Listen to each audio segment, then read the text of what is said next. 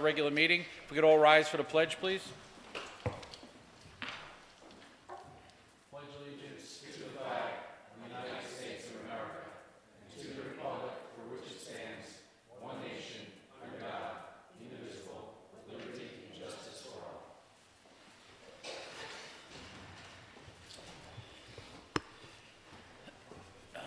Let's see. John, OU BOCES report? There was no meeting. There was no meeting this month, just a dinner. And same with the Ulster, there was no meeting. So, Mr. Brooks. Terrific. Thank you very much. Welcome tonight. Thank you very much for coming. Two important presentations we have. Number one is the presentation or the discussion and debate regarding our 2019-2020 school budget. So that's an important discussion that will be had tonight with the Board of Education. The next meeting, which is April 25th, is the last meeting of budget deliberations and discussions, and we will be adopting a 19-20 budget and also electing BOCES, Board of Education members, and adopting the BOCES budget as well on the 25th. So we've got this meeting and next meeting to finalize our budget package for the 19-20 school year. In addition, we also have a presentation tonight from William Reid, the CEO of Dan's Camera Energy, who is here tonight to talk to the Board of Education about the Dan's Camera project, and the board may have some questions for you. So tonight we're prepared for that as well. Just a couple of announcements for the public and also for the board. We have signed on to what is called SUNY Ulster President's Challenge. SUNY Ulster President's Challenge is a scholarship challenge for up to about 5 students. It's a loose number, depends upon the group and the funding, but it's a challenge where these children are identified actually in 8th grade, and then for 4 years of high school receive support and guidance through our staff and also SUNY Ulster staff. And as long as they meet certain benchmarks identified initially in 8th grade, they're guaranteed a free tuition experience, an associate's degree at SUNY Ulster. And it's funded privately, and it's a wonderful experience that the SUNY Ulster President's Challenge organization supports and runs. So we're pretty excited to be a part of it. We had an initial kickoff meeting. Robin is the lead on that and works with our middle school and high school staff and guidance staff to begin a process to identify who are our 5 or so 8th graders that will be identified this year and will start a path towards college. Some interesting characteristics are associated with this too. One of the tenets is that you want to look for children that may or in 8th grade may not clearly identify as being on the college path. So it would be a way to start them in their early or mid-teenage years and help shepherd them through 4 years of high school to be on a college path at the associate's level. So we're pretty excited about it. It's a good opportunity, and we're on board.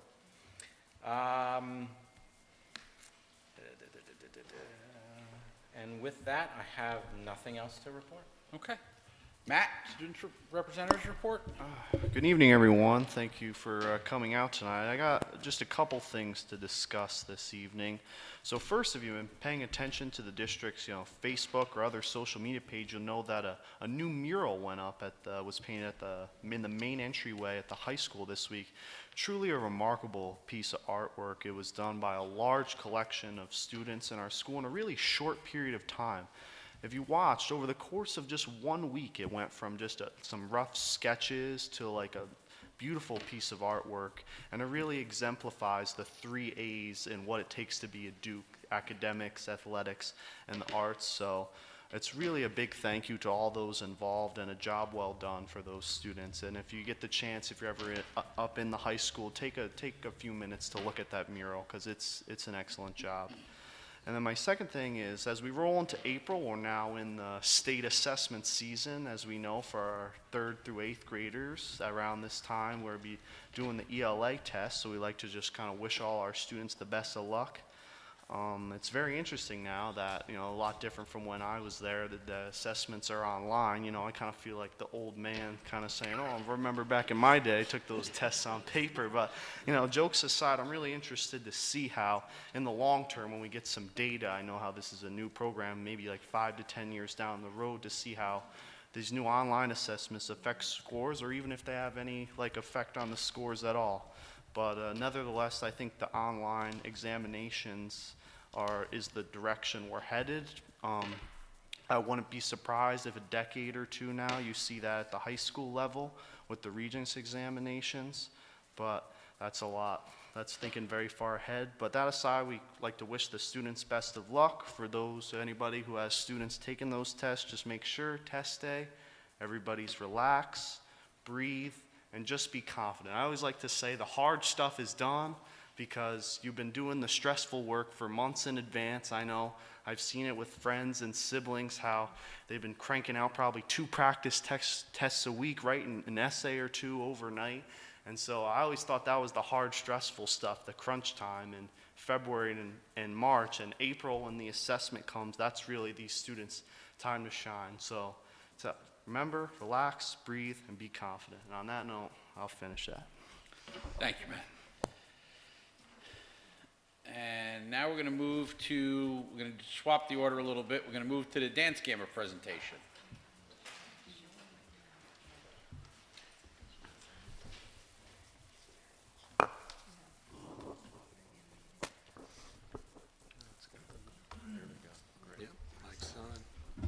Terrific.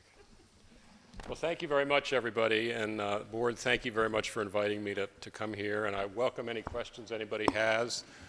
You can interrupt at any time. I always like the questions.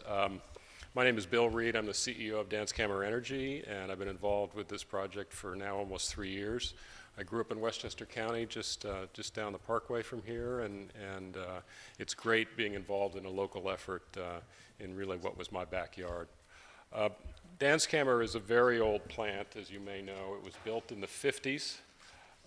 It was originally a coal plant, but was converted to natural gas finally in 2012.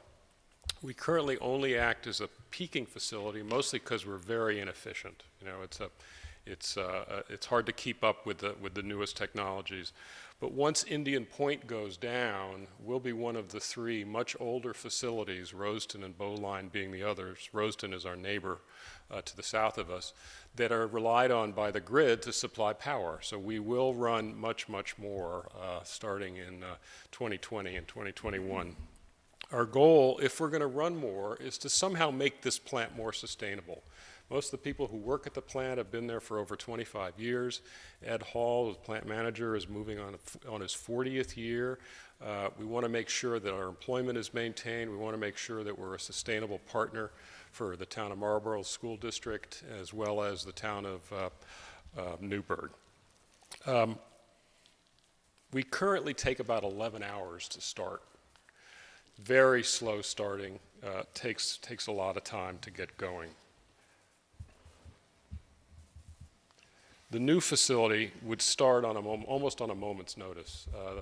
Mitsubishi tells me within 3 minutes, and we'll be able to be in full capacity within an hour.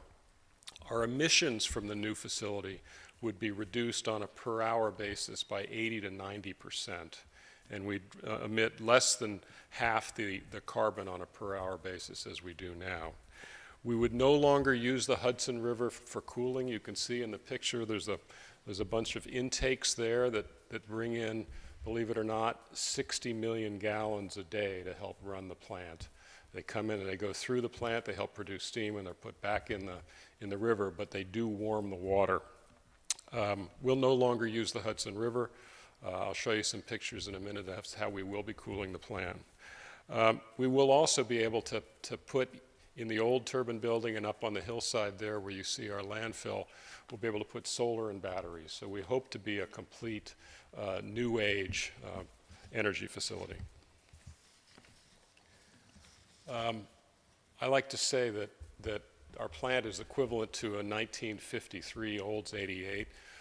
Michelle, who helps on public affairs, found a 1960s Plymouth I believe it's a Plymouth, but I do remember seeing those around. And that's really what our existing plant is. Significant start times, as I told you, very inefficient, high emissions. We get about 7 miles to the gallon. We produce quite high electricity, but we are necessary for the grid. The new plant, as I said, will start very quickly. It's much more like a Prius. We'll use a lot less natural gas and no use of the Hudson River. The proposed site configuration, you can see our existing facility in the foreground here, the brown building.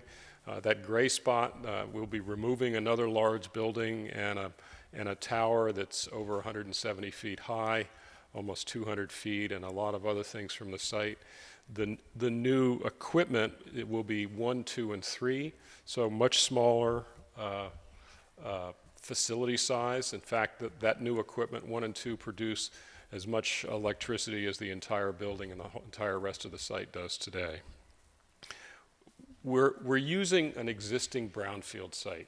We're renewing an existing brownfield site, and that has some terrific advantages. We don't need new pipeline. In fact, we'll need half as much of the pipeline as we use now. We won't need new transmission. We'll be using the existing substation and the existing towers. We'll be doing what we've been doing all along, which is selling electricity to the grid through Central Hudson. They've been a big supporter of us moving forward. We don't need new roads. We don't need new foundations. We hopefully will be able to deliver any equipment by the railroad siding we have here or by the river. So we hope to disrupt the community as little as possible. The overall benefits, we believe, will be over $50 million in property and school taxes over the next 20 years, over $100 million spent locally during construction. We'll maintain 40 local high-paying construction jobs, or operational jobs, and the estimates will have over 400 union jobs for almost 3 years. You may have also seen that we reached an agreement with the local trades that we will be using the local trades on our site, so there'll be a living wage always. In addition to that, we've agreed to an initiative to work within the region to have training programs with youth who are looking to develop some of the talents they can get in a complicated construction project like this, and also to represent diversity as much as possible. And most importantly, we're going to try to source 100% of the jobs out of the region. And the union leaders tell me that that's possible, particularly if they can go into some of the schools and help get some of the kids who are graduating from school, et cetera, et cetera. We want to be as good a partner with the local community as possible. I'll bore you for just a few minutes on the arguments about why you would ever allow a gas power plant to be rebuilt and not shut down. First point, if we don't get approval through the state process and with local support to build a new plant, we'll simply keep operating as we are now indefinitely with all the negatives we have from an emissions and environmental standpoint. You can see the existing units emission standards on the left-hand side versus the new plant on a per hour basis, which is the way to compare an old facility to a new facility. If you put the output of the new facility up against the output of the 3 older plants in the region that we think we will be supplanting, the actual emissions are also lower than they are in just versus an old plant that only runs less than 5% of the time. So I think very, very positive developments on the emissions side. We are big supporters of the state and the governor's goals for green energy in New York State. We think we're part of that solution. We are frankly discouraged by how slowly we're embracing renewables in the region. In 2006, there was 1% of our generation base came from wind. Today, there's 3%. So we have not made much progress in the last 11 years. Hopefully, with the state's new focus on that, we will be having much, much more renewable development. In addition, one of the huge limitations to renewable development is lack of transmission. We can't build big renewable wind farms or solar farms in the lower Hudson Valley. It really has to come from someplace upstate. And we have not built a new transmission infrastructure. The last major project was built in 1988. So we're going to have to make some compromises in order to embrace a future which is much lower carbon. This, frankly, is in our interest as well as a supplier of electricity, because we think we'll get paid for being fast start and very efficient and supportive of a more intermittent grid with electricity coming from many divergent sources. I went to a conference this morning where the technical director of PJM, which is the region to our west, Pennsylvania, Maryland, Virginia, et cetera, and he said the new grids are terrific, but they're much harder to manage. They're very volatile because there's solar coming from people's houses, there's wind coming from the west, the wind doesn't blow or the sun isn't shining, or it gets very cold in the Midwest. For the first 2 weeks of January, they had to turn off all the wind because it fell below 20 degrees and it damages the turbines when it's too cold. You need something other than just renewables in your system, and we think a plant like ours will be part of that. In addition to that, we also have to recognize that the renewable future will come at a tremendous cost in terms of sight lines, views, et cetera. There's a plant that Invenergy is building upstate. I think the town is called Morgantown. They're just building 300 megawatts of wind, so a smaller facility, much smaller facility than ours. They've leased 28,000 acres. They're building 9 miles of roads, and 9 miles of transmission lines are going to be laid on those roads. So a tremendous impact on the local environment. Nonetheless, both transmission and the use of open lands upstate are very necessary if we want to have a green future. Now, we're subject to something called Article 10, which is the overall permitting process in one basket, by and large, monitored by the Public Service Commission. It's a longer process. We're the first thermal plant, I think, to go through this whole process.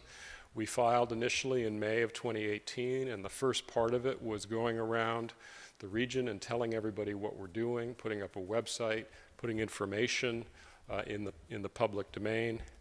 We held 4 open houses, had over 400 people show up in December to answer questions that people might have. We filed a preliminary project overview description in February. We just finished getting comments. We got over 300 comments from private individuals and municipalities on what we say we're going to do, each of which we will respond to. We're going to be undertaking studies, as you would think was necessary, to study emissions and traffic and a variety of other things. I'll show you the list of things we're doing. We hope that'll all be finished by the middle of the summer, and then there will be public hearings and other deliberations about our overall plan. It'll take 12 months. So the earliest, frankly, we would be starting construction would be towards the end of next year, and then it's a 24 to 30-month process. Here's just a list of the planned studies.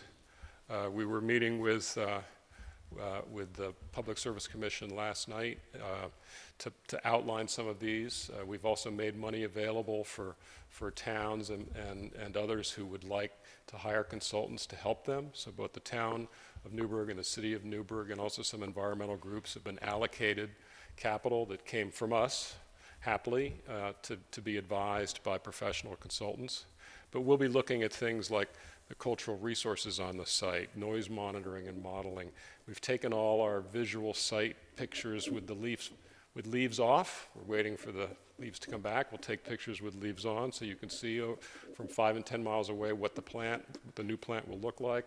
We have to do studies, and I met with the engineers this morning actually on what's the impact on the local grid, what costs does it have, is it good for it, is it bad for it, et cetera. So we'll be doing all of those things. Everything will be in the public domain. We will then have more public hearings where we're there to answer questions and listen to any challenges. So this is a very open process, which we welcome. As we've said, as I say frequently to my team, if you can't answer a question about what you're doing, you shouldn't be doing it. So we think what we're doing is good for the community. We think it's good for the green future. We think it's very good for the Marlboro School District. So thank you very much. I'm happy to answer any questions you might have. I just have one question that might be an odd question, but what's the pros and cons and reasoning for not using Hudson River watering for cooling? It's much more expensive to generate electricity without using the river. Probably 85% of the power plants in America use river water to help cool the engines and produce steam. But there is a new technology that's been delivered in the last 10 years. You can sort of see it on this slide here. You see this number 4, these big boxes. They're actually the largest structure that we'll have. They're literally air fans. And so they use the air to cool off the steam and everything, in addition to pollution control equipment, to make sure there's absolutely nothing that's emitted to the environment. It's more expensive. It reduces efficiency. But to be honest, I wouldn't work on a project that continued to use a beautiful natural resource like the Hudson River.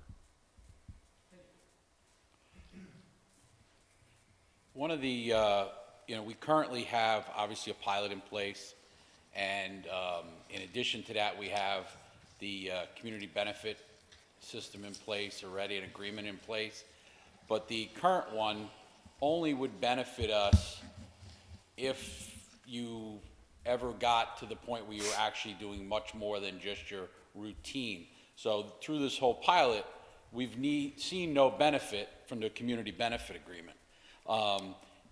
Going forward, what would you foresee that you'd be looking to do maybe something differently next time so that we would actually benefit from it? I mean, obviously the pilot, it's stability, we're all there on the last one, but the actual side agreement, the community benefit agreement, we got nothing out of. I was not involved in that negotiation. No, not saying you were. I'm just saying. I know our superintendent was not as involved as well, but it was quite a puzzle to me that there was a community support agreement that provided no community support. So as you know how it works, there's a base level of taxes you pay each year. I guess about 2/3 of it come to the school district. So we pay about $2.3 million total, but 1.2 of that comes to the school district. We pay $100,000 or something to the town of Newburgh, but they have a community support arrangement on top of that, so they end up getting about $350,000 a year. So one of the things I've talked to the superintendent about is trying to put in place a community support agreement that actually gives you monies that you can count on. And I know you're about to embark on a bond financing and there's an incremental cost. I feel confident, even though we haven't finished working with the numbers or even presented to the Orange County IDA, I feel confident that a substantial portion of those incremental costs will be paid for by Dan's Camera in a new pilot agreement. In addition to being able to count for 20 years or so in those monies being available to support the education of our children. What do you foresee timeline with your work with the IDA for your pilot? I mean, so we just, they asked for a preliminary filing where we kind of put the facts on paper. They reviewed it. They said it's fine. We're now working on the final firm proposal, which I would like to do within the next 30 days. And at that point, we will make, I believe, a public proposal, and we'll start sitting and talking together about how it works. And I've made a commitment to Mr. Brooks that we will we will try to keep the school board as informed as possible.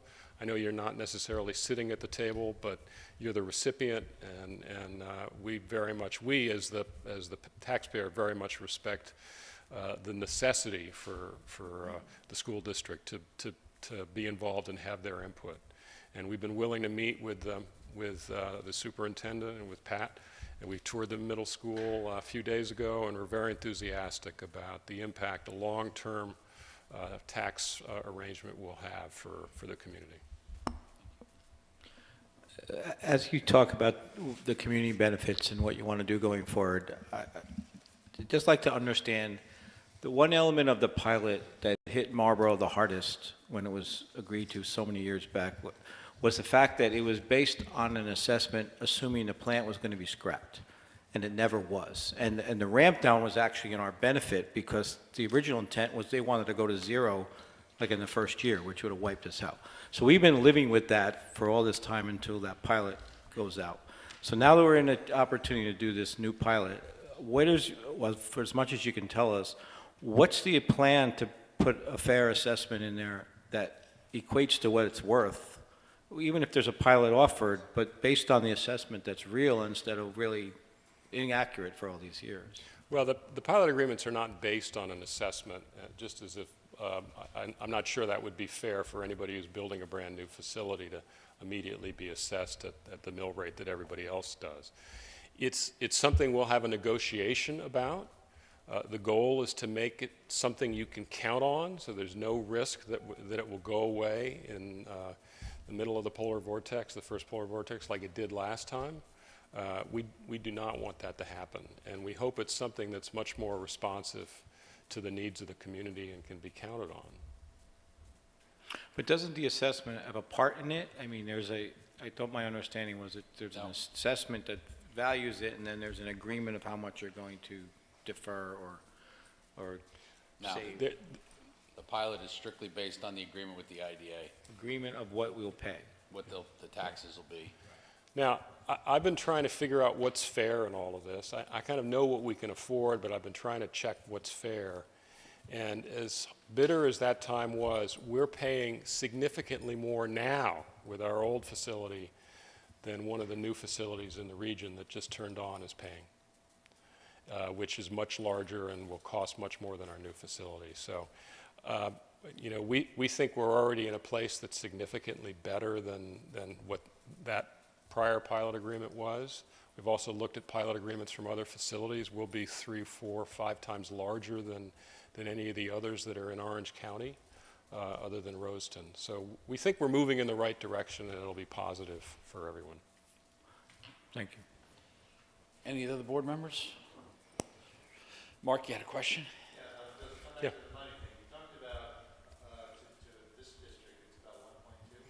It's about 1.2. I do see that rising. Well, it will be governed under agreement. But we have a pilot agreement in place that doesn't expire till the 2021-22 school year. We'll keep that in place, or we'll modify that and extend it to help support the construction of the new facility.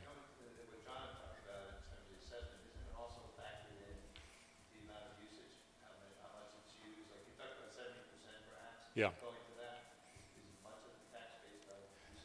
That will enter into the negotiation with Orange County. They'll look at how much we're going to spend building it. They'll look at how much we think it's going to run, et cetera, et cetera.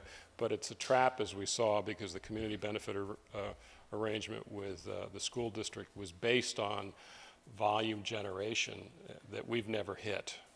So we hope to put a community support arrangement in place that will pay every year.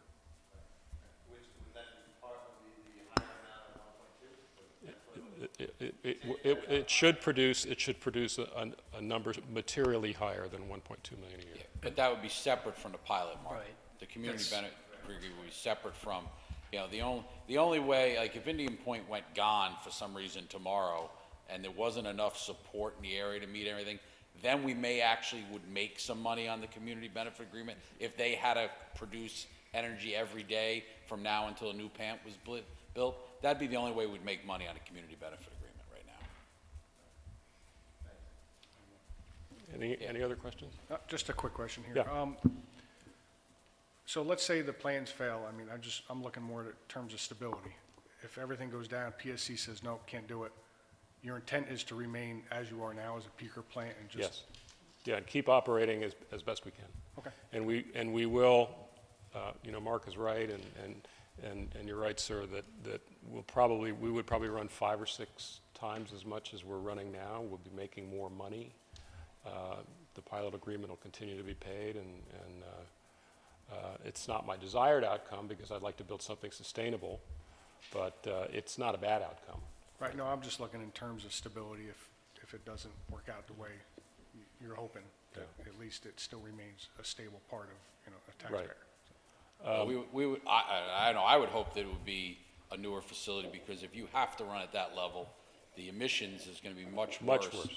than what a brand-new plant would be, and that's not good for any of us. Well, yeah, and plus. So the don't cost of hold me to this, because I'm supposed to be studying this, but we looked at the numbers very carefully, and the emissions of the old plant, once Indian Point go down, will be more than the new plant running 70% of the time. So we think it's very positive from an environmental standpoint. Thank you. Thank you. Anybody else have any questions? Thank you very much. Thank you. Thank you.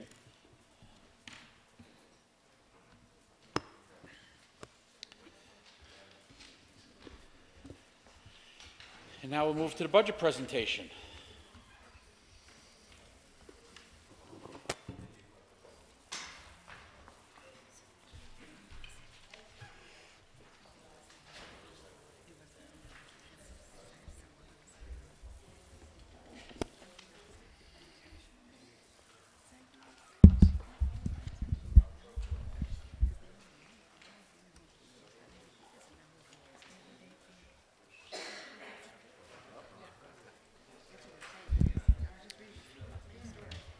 Oh, you know what? Let me.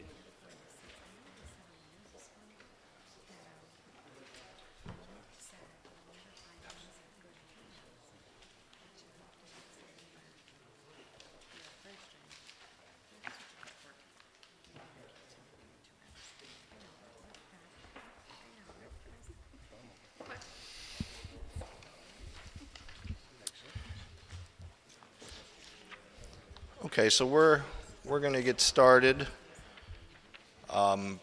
Up until this point in previous presentations, we've basically highlighted what a rollover budget would look like, which would just be doing the same thing July 1 that we did June 30th with no major changes.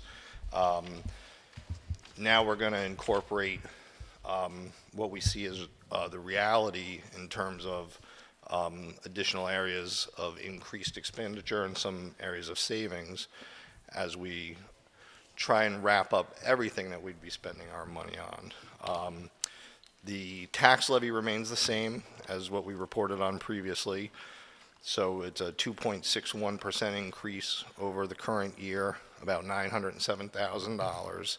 And that is our statutory limit that we're allowed to be at. Now, if you do recall, prior to last year, I think the 3 years previous to that, we saw 3 consecutive years of reduction in our levy. So this is now just the second year out of the last 5 years where we're able to experience any growth in the levy. So this is the, so the title should be changed from rollover budget to the proposed budget, but you see an expanded list of major cost drivers. We've gone through, we've looked at all of the numbers, we've talked with the various departments in terms of what their needs are. We looked at expected special ed placements, looked at current situation with transportation, and this is where we see our current list being. So salaries and payroll and FICA is about the same as what you saw previously, along with health insurance, ERS and TRS. Transportation, we did increase that right now by about $50,000. We have we've been experiencing an increased activity in terms of displaced students. And it puts a tremendous strain on the system because of the way that the state requires us to deal with it. Since we are the district where the student attends, we're responsible for transporting students who are, for whatever reasons, displaced outside of the boundaries of the district, really with no limitations on where that may be. So from time to time, we get some families who wind up being displaced at quite a ways away, and it literally pulls a piece of equipment and a driver out of the rotation for any other services to the district. And we've seen a significant pinch on service, and it's really systemic to the industry. As I was just speaking with Mike Martucci the other day, he explained to me that Monroe Woodbury put an RFP out for sports trips just to try and outsource from their transportation department for sports trips alone. They didn't get a single response to the RFP. And he was contacted by the district. They wanted to make sure that he'd received it. He had said he did, but they just don't have the capacity. And every other potential bidder was in the same situation. So we do want to, if we don't spend that money, we don't spend it, but I think it would be irresponsible if we don't put some contingency in there, given the current circumstances that we're experiencing in that transportation. You see BOCE services are up a bit. So from the rollover, we did meet with the Student Services Department, and we went student by student, who's leaving, who's coming in, where do we expect the placements to be, what services do we anticipate they will receive. So ultimately, out of that BOCE services increase, a significant portion of that is just related to student placements. Debt service, we still expect to experience a savings on. The tech budget is being requested to be increased. And I have special ed placements called out separately. So the BOCE service, $440,000, and the special ed placements, those aren't two costs that you add together. The $265,000 is the portion of that $440 that you see, just so you understand. And as we discussed previously, we're requesting an increase in $20,000 to the facilities budget through conversations with the facilities committee and some of the acquisitions of some equipment we were looking to do. It was deemed prudent to hold off this year until we could have a little bit extra money to get the quality of equipment that we're desiring to get. Hey, Pat, real quick, did you say 265K for the education, special ed placements was a subset of the 440? Correct, correct. Okay. So the 440,000 minus 265,000 is all the other BOCE services increase. The 265, I just wanted to specifically point out that a significant portion of that is related to the increases of placements of students. Pat, Yes. what kind of hold on one second. Yeah. I had a lapse of memory on something. I just wanted to make sure. What kind of an impact does the proposed BOCES coming into Middle Hope have on this, if any? I mean, is that written into the formula somewhere? Well, I mean, it's reflected in a revenue source for the rental of the building. We don't anticipate that we will eliminate bus runs or anything of that nature. What we will do is we will have some students, if they're placed in that facility, and depending on what program they house there, we'll have some students who have a lot less time on the bus because they'll be able to get dropped off at Middle Hope instead of making the trip wherever they go now. So it would not really impact us significantly in terms of transportation costs or anything of that nature, because they're not going to take all of the students or enough students even that would equal an entire bus to eliminate those bus runs. But we would get a big benefit for the students. Absolutely. The fact that they won't have to travel right. to where They the would other dramatically reduce their transportation time. They'd be much closer to home. But again, it all depends on what program they're placing there and whether any of our students participate in those programs. We do? Okay. So there will be 4 students coming back from Goshen in the 2 programs that they're bringing into the district. So those 4 kids will have a much reduced bus ride. Plus, we're going to have we'll have revenue coming in. Correct. Well, rental revenue above and beyond what we received from Hudson Hills. We are still finalizing the negotiations on that lease. I spoke with Mark Coleman, who's their Director of Operations and Facilities, and Deborah Heppes both today, just regarding, so we were confident in what we were going to talk to you about tonight. And she said it's absolutely, as Rose just mentioned, they're already holding CSE meetings, they're already placing kids at that location, and they said they've almost got it filled up already. So they said, we are coming, is what they said. So we do have a pretty solid agreement on the terms. We're just having the attorneys go through and make revisions and sending them back and forth to finalize the lease agreement. And the numbers you've based everything that we have on here are based on your understanding of where we're going to land. That's all built into where we're at. Correct. Correct. So this is a summary of the revenues and expenditures. Hold on one second, Oh, Pat. I sorry. think John had a question. Yeah, another clarification on the page before. So you have a debt service of a reduction of 39,000. So just to be clear, that's the debt that's coming off this coming school year, and the net No, of we it- don't have any debt coming off this coming school year. That's like 2 or 3 years out when that debt starts dropping off, when we talked about the capital project.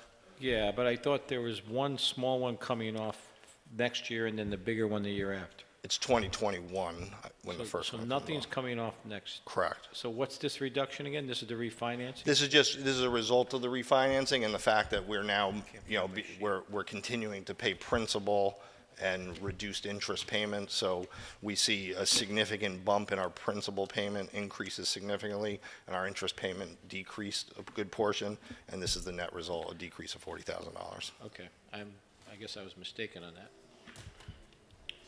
Thank you. Sure. So again, summary of expenditures and revenues. Right now, we anticipate with all of the previous slide rolled into our costs, we're looking at expected 2.08% increase in the budget from last year and associated 2.08% increase in revenue.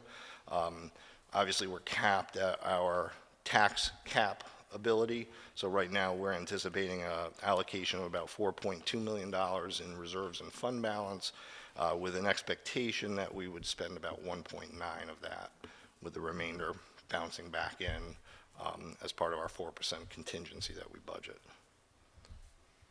Pat, in these revenues, and we talk about STAR and the STAR payments, have we got any conceptual idea of this brilliant change they've made to the process where now the people are going to pay their taxes and then get their money back from the state rather than us getting the money back from the state through the reduction? We don't have any guidance on how that may impact us. I mean, when we budget this, we're pretty much made whole through the process anyway, because whatever STAR reductions the people receive on their tax bills, we get paid by the state for that money. Just the difference of which It's revenue line. a mechanic, right. Okay. So this is our legally required form of presenting the budget. Obviously, if we have any further changes, this will change up until April 25th. I've told Ms. Mealy to let me know up until the day of the 25th if she has any new students coming in, because as of last year, it was about a week after we adopted the budget, we got news that we had a couple kids coming in. At that point, it's too late for us to make any adjustments, but we will, as we get new information or anything changes, we will continue to make these changes right up until the 25th, when we'll be able to present the final proposal. On that, this change reflects our bond also, correct? Which The money that we finally got the approval. the Smarter School Bond is held in a special still have that aid fund. separate? Yeah, that's Okay. separate from this, right? We have that. I knew we made a change on it. I didn't know Correct. where. We changed it last year. We pulled it out, and it continues to stay out as we Okay. go to this year. So we did get the SSBA approval. We do have final state aid amounts, which are reflected in that revenue summary. Ultimately, we got a little bit more money than what the governor had proposed, but nothing of any great significance that's going to make any huge impact on where we stand. I think it was like maybe $40,000 more than what we had seen in the governor's proposal. We do still have the possibility for retirements or breakage.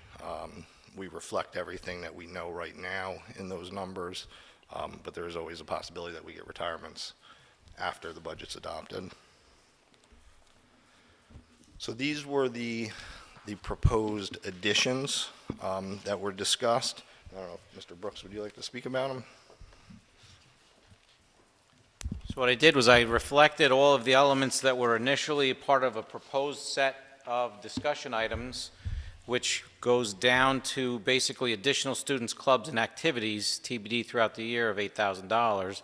The remaining elements, drama production support, technology education teacher, .4 physical education teacher, 4 part-time food services, that's moving 3 employees from permanent subs to regular, and a 1.0 to expand MHS offerings, and the facilities ad are on this chart because there were elements discussed with this group about a month ago. So this is what I believe to represent the full set of elements for public debate. So none of this is reflected in the set of numbers that Patrick just provided us. So anything that we take from this list and add into 1920 would be in addition to all of the other numbers that Patrick just supplied us with. So that just gives us a playing field of where we're going to start our debate and discussion now.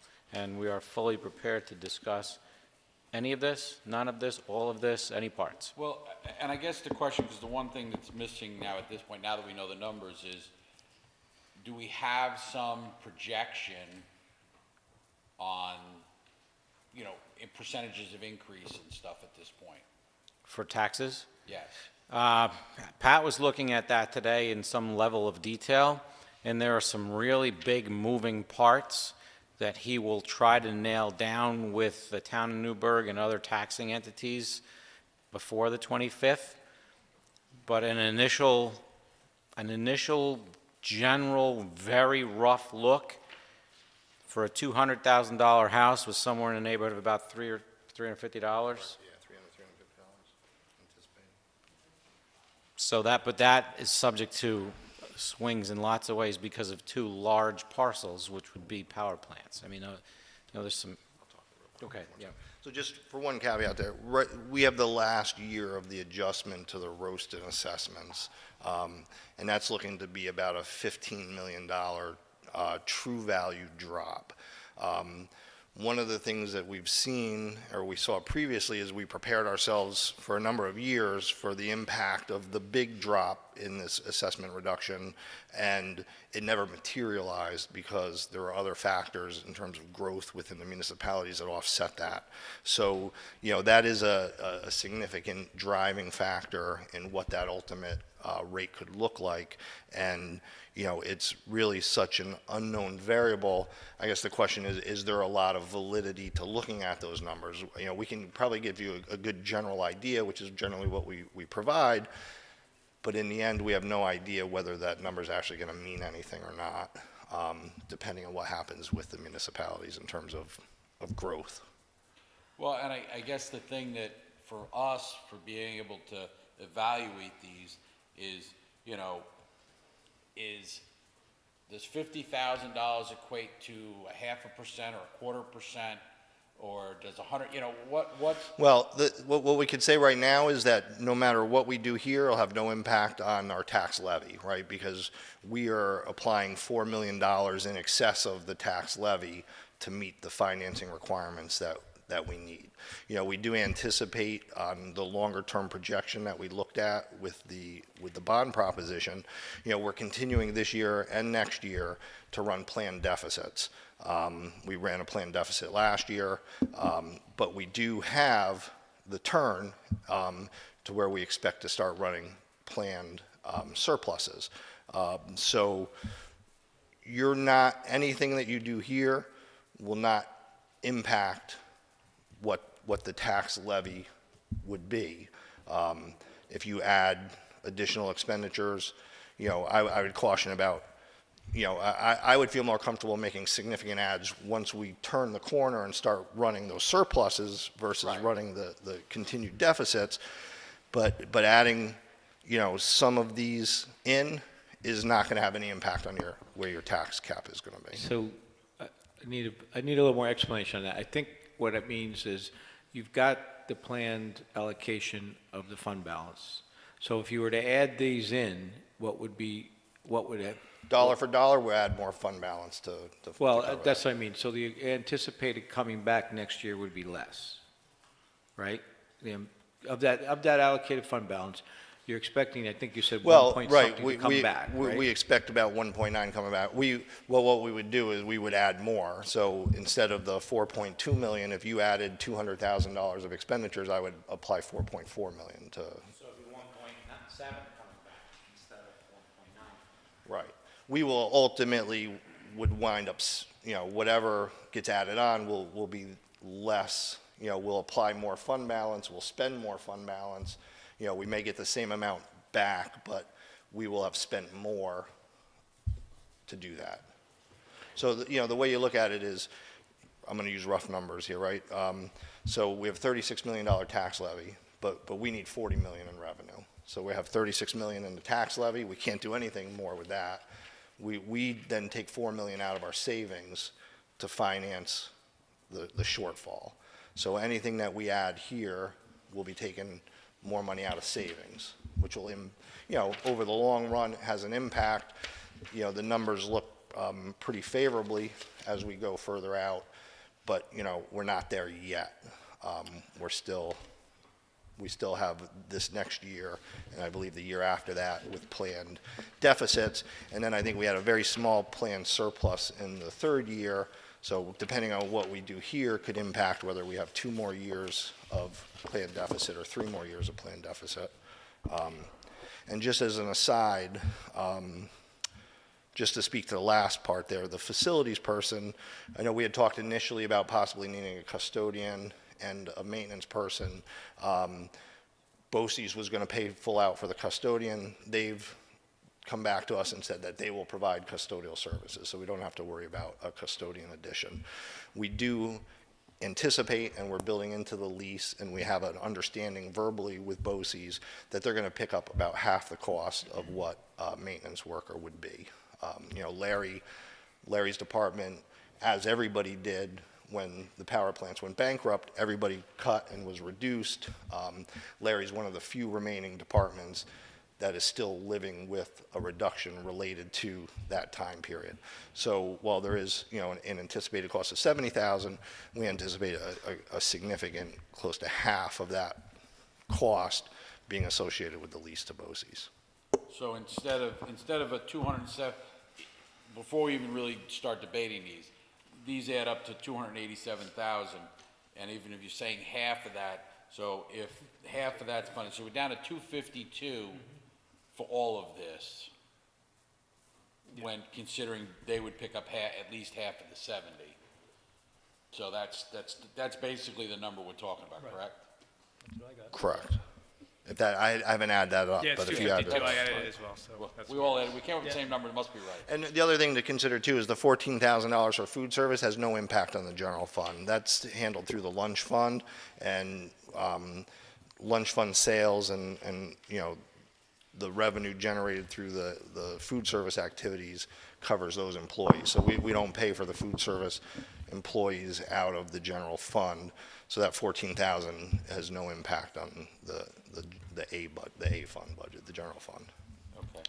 So Pat, when you say we're not there yet, I propose that we take the $100,000 position, the $30,000 position, and services no impact. And I would say that we table that until we can actually have a better understanding and we can further discuss in the next coming year or so what that $800,000 is going to mean to us, that is going to be coming off of our debt, and how we can possibly, I understand we don't want to be taking $800,000 and applying it to the budget, but I think that we can reasonably consider taking a portion of that to offset certain expenses that will help, of course, go back to the budget, but also help relieve this consistent increase that no matter what we're going to see, especially when we're looking at constant increases from salaries and health insurance, et cetera. My only concern with that, Susan, is the... But we have been already operating this way. You're going to talk about compliance? Yes, I know, but We've been that way. I operating, know, but so still- I understand that, but, my opinion is, we've been operating that way, and it might not be the opportune way per se to be going about it, but I'm looking at the whole picture, and I'm looking at what we are putting up to the public currently, and I'm just trying to really get a full snapshot of what we're asking here. Yeah, I understand. I just know that the technology piece and the gym piece has been talked about for about probably 4 or 5 years of the compliance issue. Yeah, we've been talking about it, and it's been working as such, so carry understand it's on working, but until it's we not- have to, I in just- order to create a little bit of... Listen, it's not optimal, but there are a lot of things that we've been dealing with that aren't either. Well, before we really, in my opinion, start talking about adding or not adding these things, I think we need some discussion on just a really understanding of where our costs are going. Because while you mentioned before, if you add the 220,000 or whatever the number was to put these positions in, you'd offset it with the fund balance, and it wouldn't impact the levy. However, on a year-to-year basis, those costs are compounded because those people get increased salaries, insurance, health insurance goes up, and we need to point out the fact that TRS is in a negative this year, thanks to whatever many years in a row of a strong market. At some point, that levels off or goes down and corrects natural economic cycle, and that goes up because it's based on projected investment. So, Can I just speak to that for one quick second, too? That you brought it up. Included in the budget agreement is also a reserve fund for the teachers' retirement system, which did not exist prior to that. When we do have surplus monies, when the graph crosses, that may be a fund that we want to start to look towards putting money in to help with peaks and valleys for TRS, because you're right.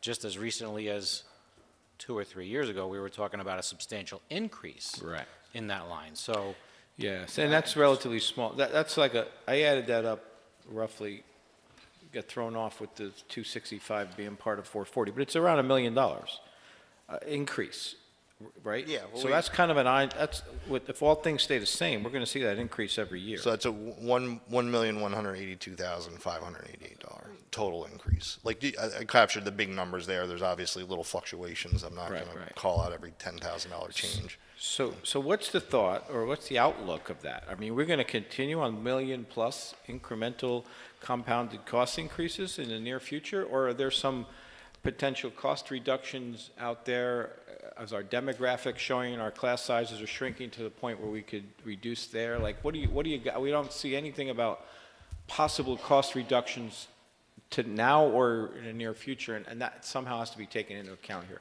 right, so some of the foundation for the cost drivers, obviously contractual and increased costs. So the BOCES programs, there's actually a dynamic in that there is a cost increase in what BOCES charges, but then it's the mix of which students we have for which programs. So that's why Rose and Pat try to work very closely. Actually, they have an extraordinarily detailed chart that they use for tracking children all the way from tuition to transportation, et cetera.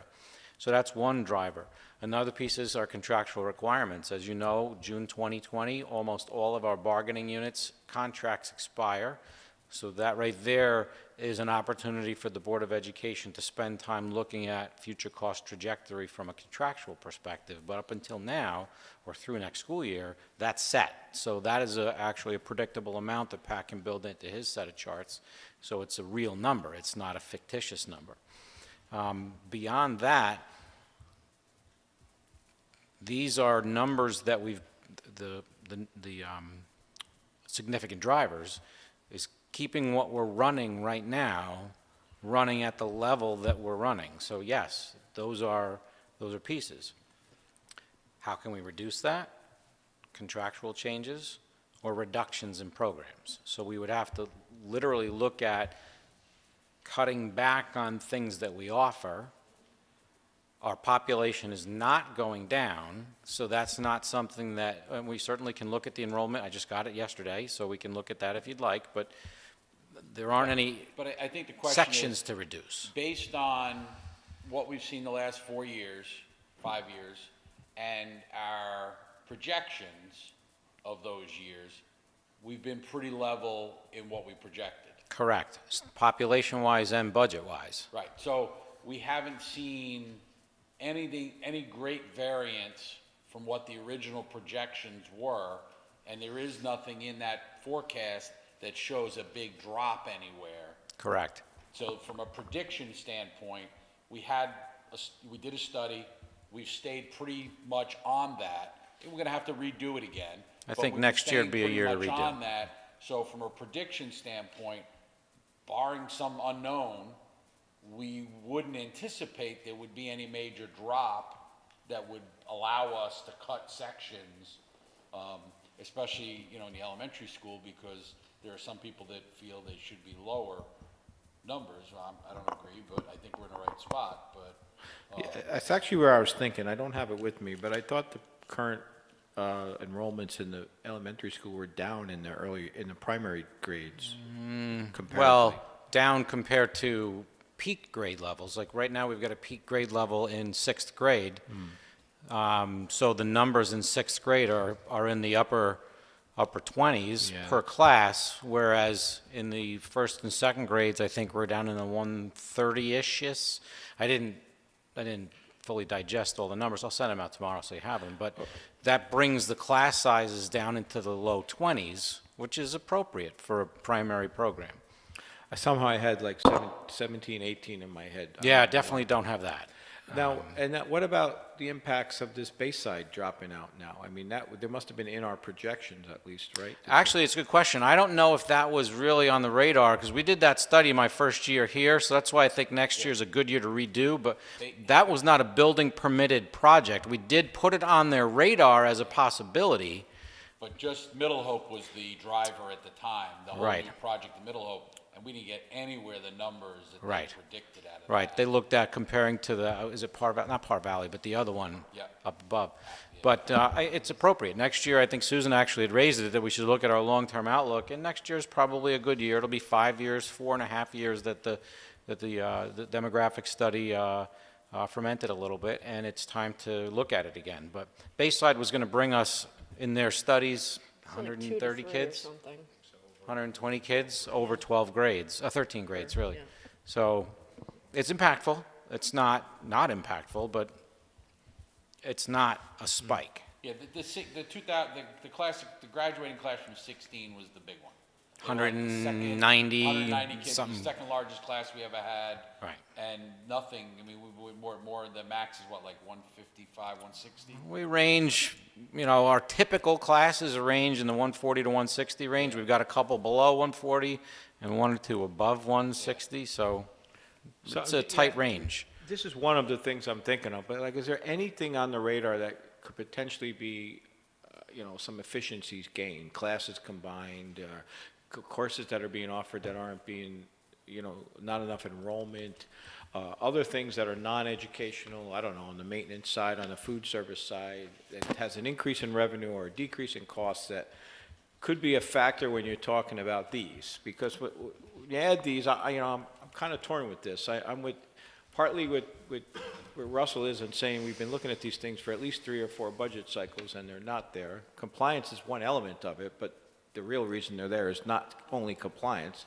right? It's for the instructional needs. On the other hand, we got a $1 million increase this year without this, and you got to start playing with the fund balance to even think about these. Right. And then the ongoing increases that'll compound. And while there might be a contractual agreement coming up, I don't know how much lower you can get with those. So you don't know. I'm kind of torn between the two, John, as the board's conduit in the process, this group and this group back here know that walking through the threshold of my office to propose something that's going to go on that list is a very difficult walk, because before it gets there, we have to squeeze out every single possible lemon, orange, apple, Well, and in before we fairness to all can of get you, to the point where it's here. But this, in fairness to all of you, this wasn't you. You came Correct. with a much shorter list to us after our debate at the high school. We asked for a lot of Right, these things. right. This wasn't you guys coming to us. You guys came with a much shorter list. After we debated it, we asked for these things to be listed to our discussion. Correct, So- which is precisely why my original proposal only showed down to the additional student clubs. Right.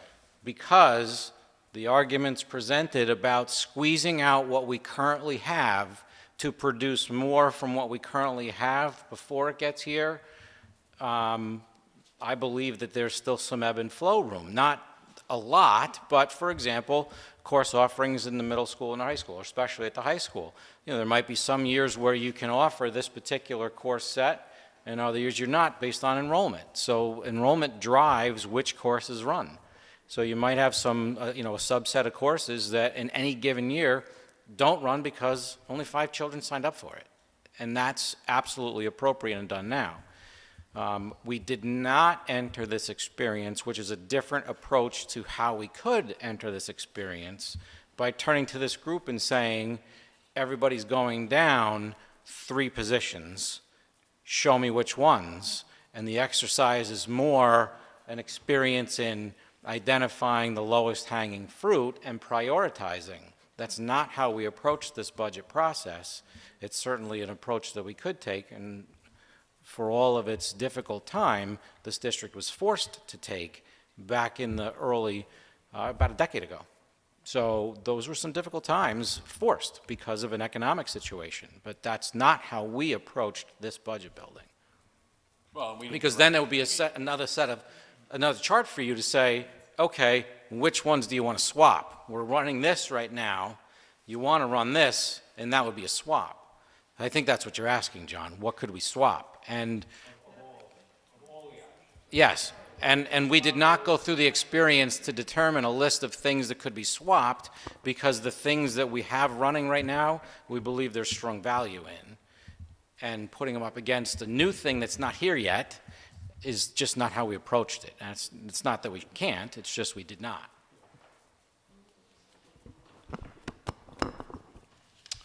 So same. I partially agree with Susan. I partially agree with Russell, except for me, I would probably make one change. We know that MES has been out of compliance for quite some time. Mandarin Chinese is more just another offering, correct? We are in compliance as far as language goes? That's correct. Its expansion of program offering has nothing to do with compliance. So my personal would be, I would rather bring MES into compliance and eliminate the initial offering for now until we do get a better grasp of where we are. So my question with bringing MES into compliance with this .4 phys ed teacher, are we still talking about a program that this is happening during recess? Correct. This would be a structured recess program. So I'm just going to go back to my original argument way back when about recess. I feel that recess should be a time where kids have unstructured play.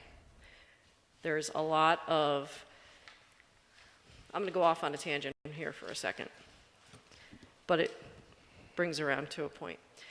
So this year in the state budget, we see that the governor has taken out a lot of money for, or not given or appropriated money towards mental health. And when you look at studies across the state from 13 to, I believe, like 19-year-olds, you're seeing high levels of anxiety, high levels of depression. Stress.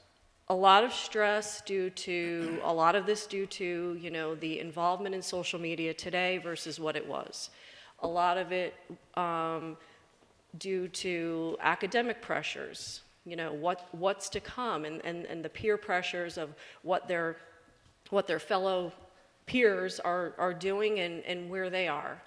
So where I'm trying to wrap this up into is, I just feel that unstructured play is so important in regards to relieving anxiety, relieving depression, and I'm not saying the kids aren't outside. I'm just saying that, they learn such valid skills of negotiation that's, not, that doesn't have the interference per se, lack of better words, with a teacher, negotiations with one another out on the playground. There's so many really good skills that kids learn, and I just feel that I get what the theory is and why you want to go that route, but I just think on the other end of things, we need to look really, take a harder look at mental health and the way we can free up our children's minds. I can agree with that point on that, Susan, 100%. And I wish there was a more creative, I don't want to say more creative, I wish there was another creative way to get the education to where we need to be. There is another way. So I agree with that. Yeah, there is another way to approach it, and it's one that I'm reluctant to buy into because it pulls away academic time during the course of the school day. So again, it's pitting, Peter to pay Paul. If we have more PE time that's not recess time, that's during the instructional day, it will pull children during the course of the week away from some other academic area. And certainly that is something that we can have discussion But at on. the MES level, to me, at the MES level, to me, that's more important from a mental health standpoint of view. That is so much more important for a younger child to have that time for free play. The lunch period. Yeah, I Yes. agree with that. You're saying the lunch period? Yeah. Correct. Yes. What I'm saying with Hence- the PE, we could do it. No, I know what you're saying. Oh, I okay. understand. What I'm saying is if you have the free lunch period and you pull away from an academic, at that level, I think, I'm not the professional doing your job, so I'm not going to say, but I'm just saying personally, I feel that it only benefits the child because at this point you have children that are coming in and you have, more diagnoses of ADD and you've got more kids taking medicine, and a lot of this actually could be resolved if kids have more time to play. And I'm not saying that certain diagnoses are not valid, so please, I don't want any letters or emails. What I'm saying is I think a lot of it actually could be nipped in the bud if the kids could be kids. But it depends on the implementation of this, because if this is going to be a .4 teacher out at lunchtime doing purely structured activities, then yeah, your points are valid. But if it's really more of a kind of a mix of setting things up and letting them play and kind of monitoring it, and I don't want to say gaming it, but it doesn't have to be fully hands-on. I mean, you could be watching kids in the playground and not necessarily managing what they play, just setting up certain just games. Organizing setting things up activities, and let them go, and then it and kind of- children can voluntarily participate in Yeah. those activities as. Right. So to me, That's this is a really little- the vision that we had for it was not structured. Listen, $30,000. there's a regulation issue that we're discussing here. So the way that this can count towards PE hours, using my right terminology, folks, is that we would have a structured recess program. What is a structured recess program? It is a program run during recess by a certified physical education teacher that structures and organizes physical education activities during that time. What that actually turns into is really subject to the professionals building the program. I don't want to pull it back from that much because, it's a public debate and discussion, but I don't think that we would be looking for creating, okay, you guys are done with this PE station, now move to the next PE station, the next PE station, et cetera, during lunch.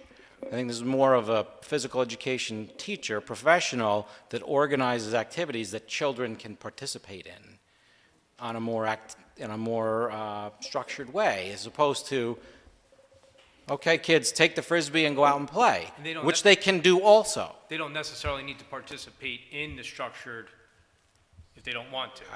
They're out there, it's available, somebody's Correct. supervising what's going on. Correct. And some kids are gonna do this thing, some kids are gonna do that thing. You've got a full-time professional person that Planning oversees it, activities plans it. that but kids are going to want to do. It's not like everybody's playing volleyball or whatever, it's. Correct. it's a It's mandatory. not recreating Right, like you're going- phys ed. It's not recreating phys ed on the playground. It's not that. I do that at home and no one pays me $30,000. I'm just making a point. Well, I guess we gotta, to figure out where we're gonna go, and I like the discussion about whether or not, we always are driving, and it's not a bad thing, getting people college ready. And I know, Mandarin Chinese in the business world, it is the #1 language, it's there, it's that. Personally, I would like to see us, the technology side, because that's not all kids that are going to college. That's a lot of other fields. I personally think that's more important to get, not just the compliance, just to have more opportunities for kids that aren't going to college to have more of those things. Yeah, and the industry demand is increasing on that, out of high school or two-year degree programs or CTE programs versus. Another thing I want to throw out there is, well, the Mandarin Chinese kind of aligns up with the phys ed teacher dollar-wise, but what's unique about Mandarin Chinese besides the language itself is it's our first shot at, or maybe it's not our first, but it's a distance learning implementation, which could be the beginning of many more if this is successful, which is a very efficient way to start adding offerings without having to add lots of staff and so forth. I mean, distance learning is definitely a foundation of what you're going to learn in the business field. I mean, you're going to take web-based courses for everything. I mean, you do it now for coaching certifications, for scouting, safety, To be on the board. Yeah, everything. Get on the board. Post-secondary, I did it all online. So, colleges, it's all over. I'm kind of, I get the dollars, definitely, and it was an extra offering, but it was our introduction, and maybe it wasn't our first, but, an introduction into high school offerings with distance learning, and I like that idea because it can go a lot of different directions. And instead of only expanding this, you could offer many more at $20K. And in the full realm of things, if it's $20K a year and you're getting offerings, that's a pretty good use of your $20,000. Well, right? you also don't have benefits. Right. That's what drives the It doesn't 20K have versus- automatic drivers built into the contract. Correct. And John, I didn't want you to think that I would do one or the, I personally don't have an issue with the two of them. Right. Yeah. Personally. No, I didn't think I'm about not, that. I'm not saying I'm looking, I'm just trying to see as. Actually, that wasn't where we my wanna get. response to you. That Yeah. was I was kind of queuing that up Yeah. in my head because something to consider when we're looking at these things is that stands out, if nothing else, because of distance learning. I got a quick question. Maybe you know the answer off the top of your head or not. But I mean, I've been talking about the Mandarin Chinese for a few years now, prior to Mike getting here. And I know when we took the French away, we obviously been down to just the one language, and it's, we want our students to be competitive when they're going off to college or so forth. And as a district that only offers one language, I just don't see us being competitive with local school districts or nationwide school districts. I mean, how many school districts in a 100-mile radius from here offer one language? I bet you there's not many. I don't know. I know French is They a all- difficult they all language offer to more. sustain as your districts get smaller because enrollment just is tough to sustain. It's as Yeah, I just think it's there's a important. point of diminishing enrollment.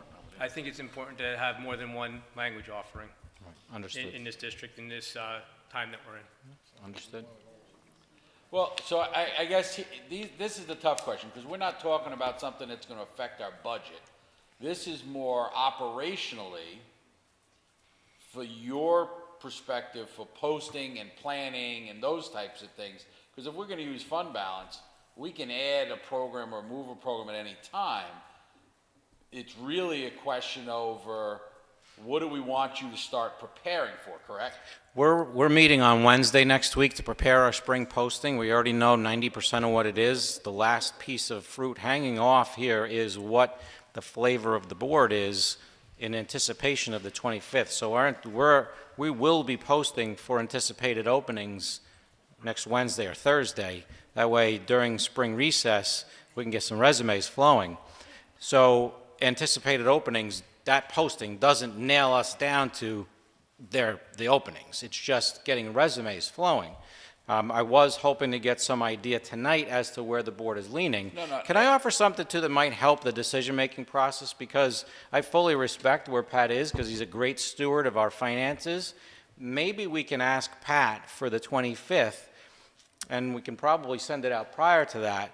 The 5-year chart I always go back to, the January presentation, to look at that chart to see, because he does project out our budgets, and he's pretty spot on as far as what that budget looks like and where the graph crosses, because that's the moment.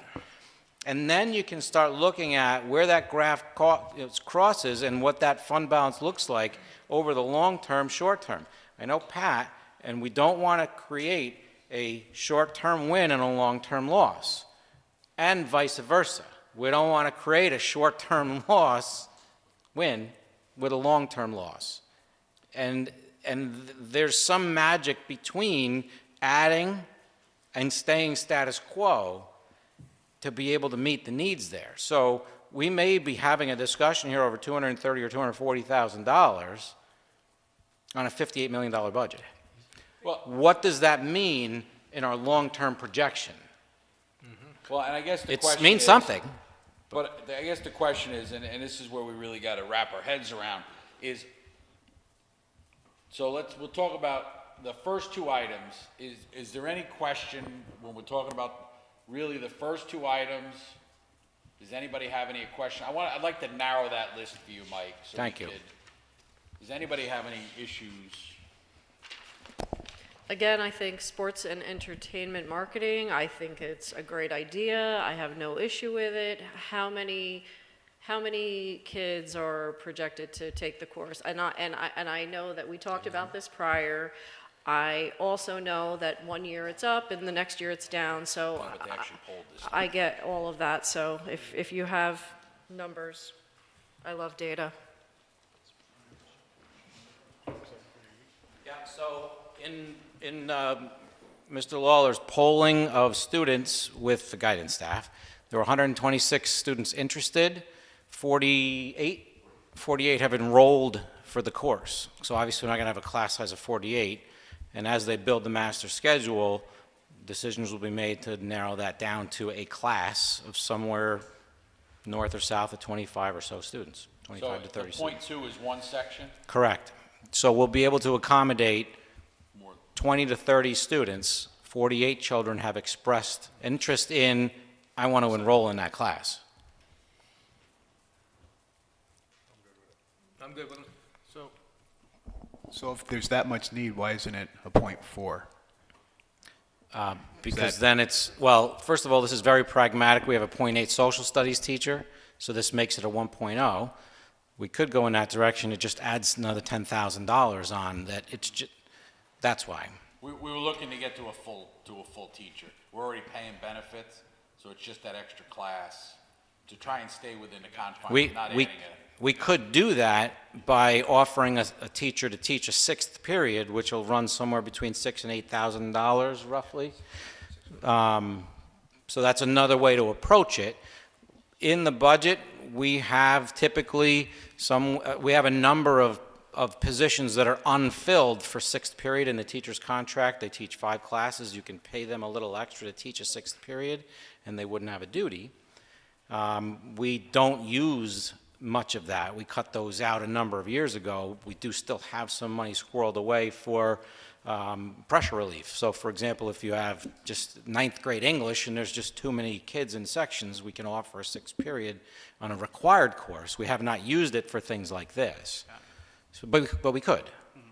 And again, that would be $6,000 to $8,000 as a 6th period.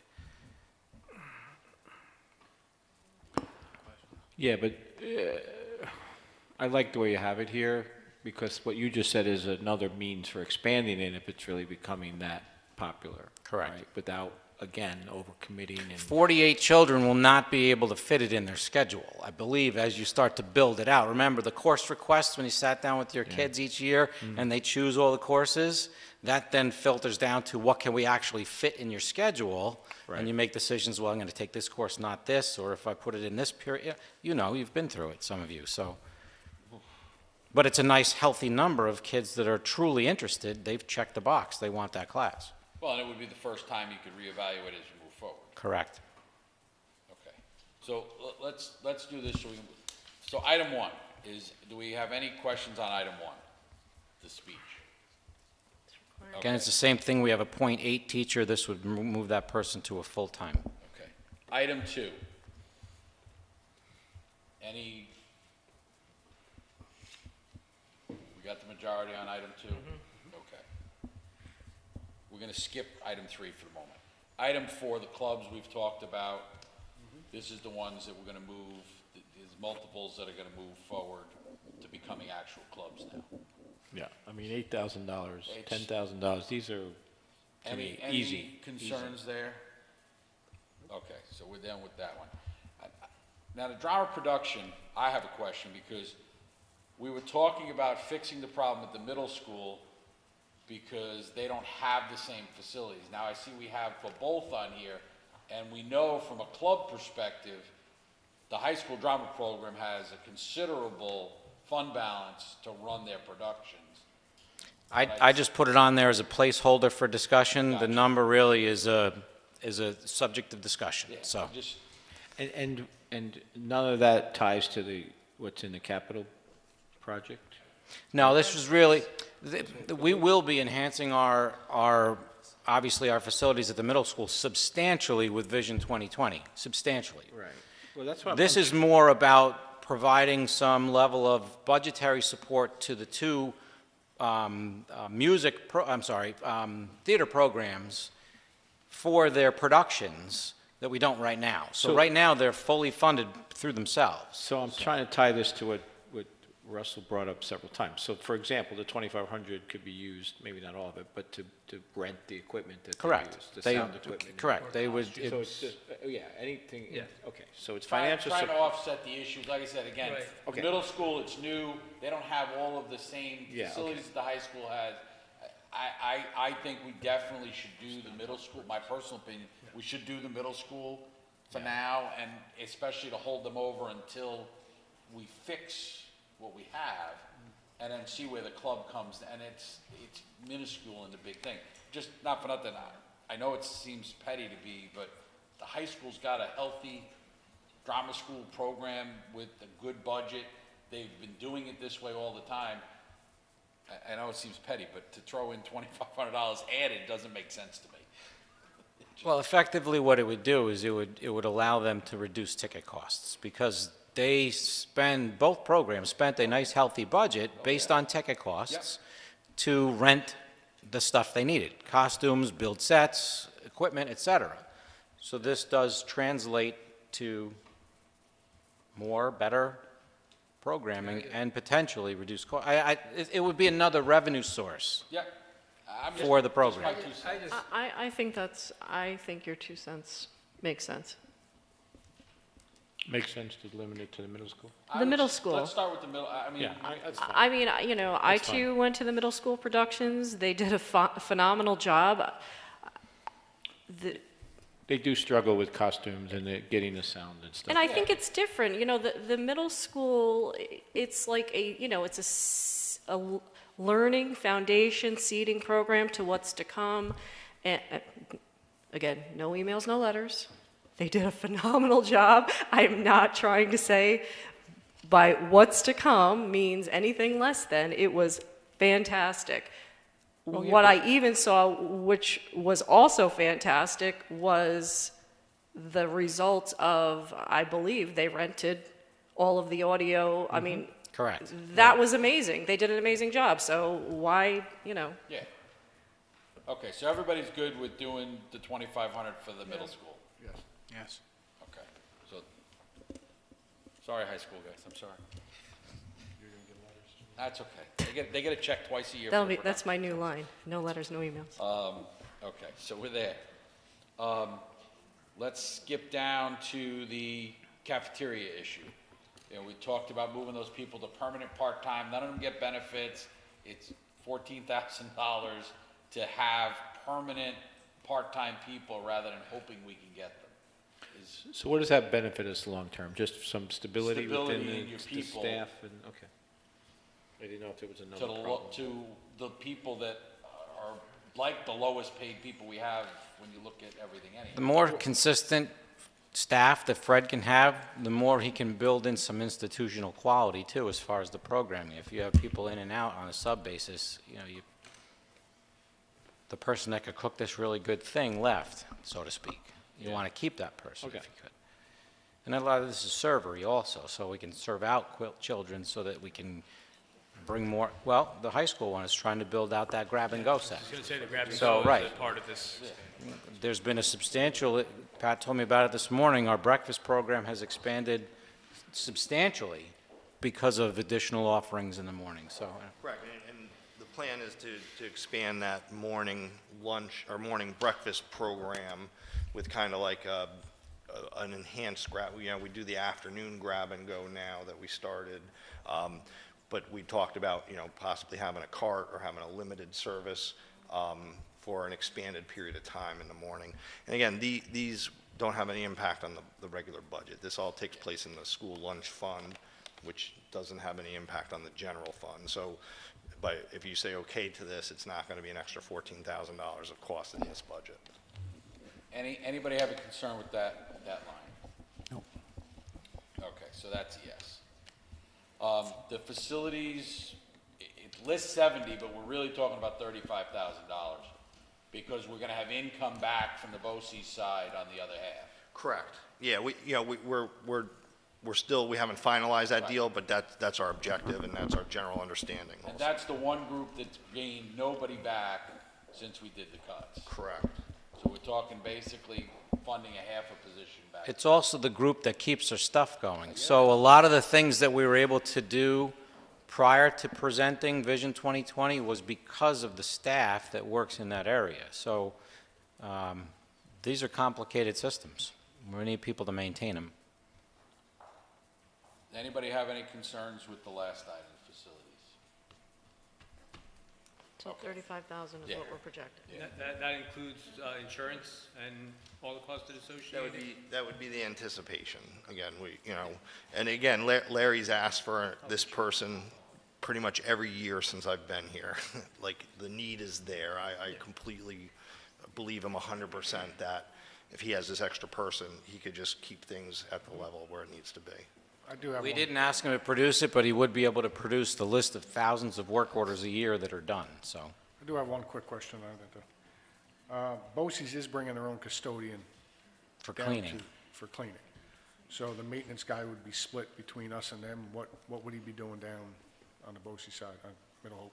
Well, it wouldn't necessarily be a split in terms of duties. Like, we will handle the maintenance issues with that building. We're just asking them to fund half the cost of our maintenance person. Okay. So it's not like that maintenance person is going to be assigned half-time to Middle Hope. No, he'll work district-wide, and if Middle Hope needs something done, they'll be at Middle Hope. Or, it's basically just, we saw this as an opportunity to help secure some financing to fund the person that we need. I got you. Okay, thank you. Okay, so the last three items, why don't we then do what you talked about between now and the 25th for the last three items, because that seems to be the big, we can hone down the rest of it, save those three items to see, let Pat project out the numbers. Yeah. With only these three being the variable, so that we're working with a solid number moving forward, and then we can really look at, because the 25th, we're gonna adopt something, correct? Correct. So, it'll be what it is today with these little extras, and actually, that's changing is how much fund balance we're using. Correct. Yes. And the same would be in the other aspect, too. In reality, the more important thing for the 25th is us to tell you whether or not to be posting them. Right, Because from the actual budget adoption, it's not going to change. correct. So, just so that we can get resumes flowing, I would like to presume an anticipated approach to add these to the anticipated posting. And it's worded as an anticipated posting. And it's Because only two positions. Correct, the PE and the Mandarin is tech a- position. is a- Because what that will do is that will get resumes flowing. We are absolutely 100% not obligated to do anything with that posting unless it's in the budget. But it will allow us to get resumes flowing, so literally on the 26th, these people can get going on hiring. So, Yeah, because this way you get resumes in. You don't want to be the last people advertising. Correct. Because the pool of candidates will be gone. Correct. Especially good candidates. And Mike, probably an obvious answer, but we don't have a .6 phys ed teacher we can turn into that. no, no, they're all full-time. Yeah, okay. And at .4 is, so we stay under half-time, so there's no benefits. Once you hit .5, you now associate benefits. So question on the phys ed thing. If this board says they don't want to do that, will there be another alternative, like you said, taking away from instructional time, or we would just go as it is now? We would stay as is. The instructional time reduction would be, instead of doing this at lunch, we would just offer additional PE sections somehow. That's my question. So we're going to still have to have try to to hire meet people. this in September regardless. We are maxed out on what our PE offerings are right now, so in order to become more compliant or compliant, we would need this .4. How it's deployed is part of the debate that was there. So if we don't do it, we are still under compliant. Gotcha. Yep. Like that word? Yep. Okay. Anybody? I had one more, no, sorry, not on that, go ahead. Okay, thank you. We'll move on to. Oh, wait. I have a question for I Pat, do have though. one thing for them, on this chart. Go ahead, can I go? So, a little bit off topic, but have we done a real deep dive on the food service business here and to take a look if there's any opportunity there, either in the cost reductions or revenue stream or both?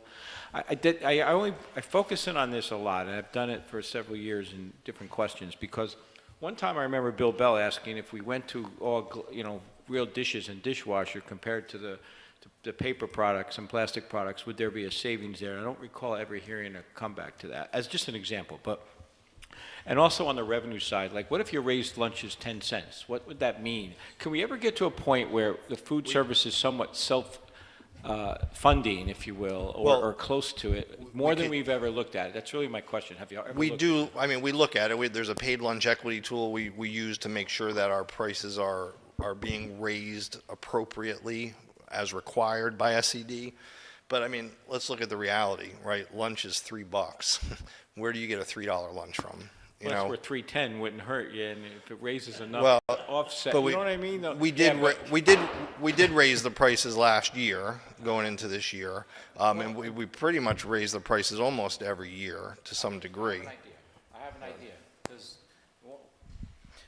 Next year, I anticipate that we're going to attempt to look at a demographic study. This year, we spent actually the last couple of weeks and going forward studying substantial and comprehensive elements of our special education program. Pat and I can look for a study group out there that can come in and look at our food service program from a 360 perspective, because remember, we don't know what we don't know. So some other perspective to look at, hey, here's a new funding stream, here's some grants, or here's some efficiency elements. So maybe that could be something that we could look at for some long-term. I think it'd be worth it, because the one reason I zoom in on that every time, it's the only revenue-generating function you have in the school. That really. resembles a business. Within the school, like a Correct. business. Right? Correct.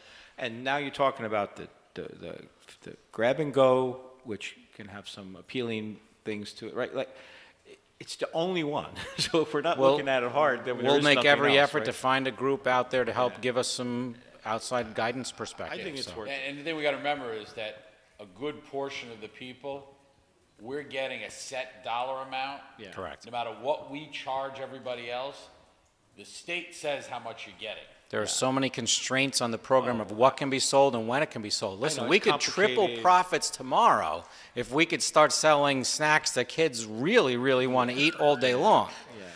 Yeah, and I know Maybe quadruple, but you're I know not you got allowed to. unfunded mandates, you got all right. these different things. I know it's complicated, it's not simple, but the question was, have we done something like you're suggesting? And if we haven't, then I Not think that I'm- maybe- not that I I'm would be aware all of, in favor so. of just getting a hard look at that from the cost side, from the revenue side, from whatever everybody else who has experience in this elsewhere could bring to the table. We'll find the person. Yeah, there you can get a few buffalo nickels out of that somewhere, I'm sure. I like that. Yes, definitely.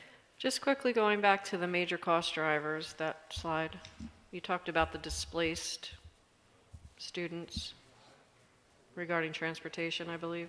Yes. So if the state requires us to be the responsible entity that transports these students because it was our district that they last resided in, is that correct? Yes. So if the state, It's actually federal government, it's McKinney-Vento. okay, so that's what I want to know. Do we, how much aid are we getting on that? Well, we get transportation aid on it, but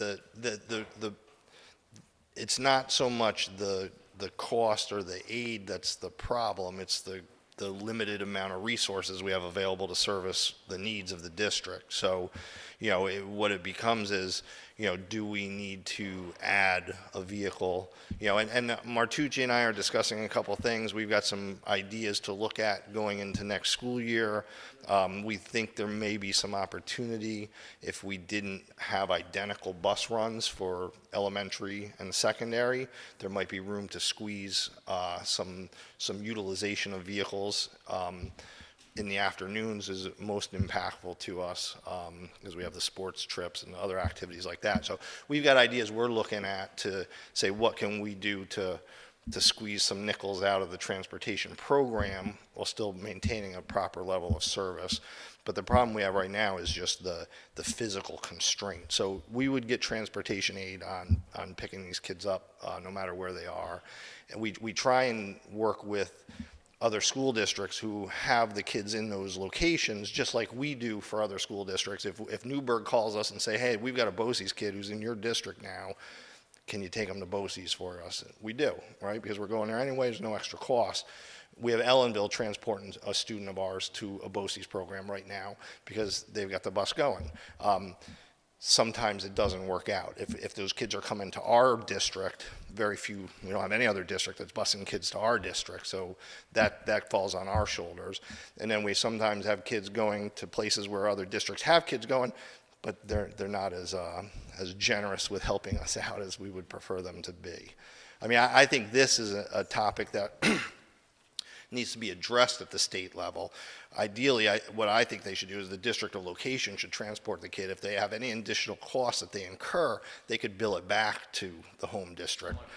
Yeah, I was going to say, the health contract is That that way, way, so why is it because different? that would just make so much more sense because, That's not the way the legislation is. right. Leave it to the So lawyers. do we have to have a transportation committee meeting to get together to come up with, It's legislation we'd have to change. those? Well, Yeah. it starts somewhere. Oh, yeah, no, I definitely. mean, we could talk with Scoofus and Jacobson. Yeah, get about with that. them and definitely, they So tried. again, this is just an anticipation, we'll budget it. If we don't need to spend it, we're not going to spend it. We know This that. isn't a thing that it's going in there and it has to be spent. This is just, I need a little bit of comfort knowing that if we need to spend that extra money, it's there if we need it. Anything else on the budget presentation? So how does the stuff get, I know, you're trying so hard to get to that agenda, I know. How does the stuff that has been factored in that doesn't get spent get applied to, like, for example, this past, well, we don't know yet what hasn't been spent, but how do we know that that gets applied? Or how do we know where or how or what? The same line item? Well, it comes back in our end. Well, yeah, I mean, at the end of the year, we have whatever surplus or, I mean, we're But I'm running saying, does the board deficits see now. that as, like, we don't see that by line item, correct? No. We just see it as, Correct. so we wouldn't know. Well, if you look at the detail report at the end of the year, you see the, Right. What's the chatter? You would see the cost of transportation. Yeah, you would be able to see that in the Any audit. of the administrators out there, or just about any teacher, Pat's Mr. Knows, so, Mr. How can we do it as cost effectively as it's not possible? a bad thing, Pat, I do that at work all day long, no. I don't like to say no, I just like to say how can we do it? Anything else on the budget? Okay, thank you. Thank you. We'll move to public comment on the agenda items. Any public comment on the agenda items?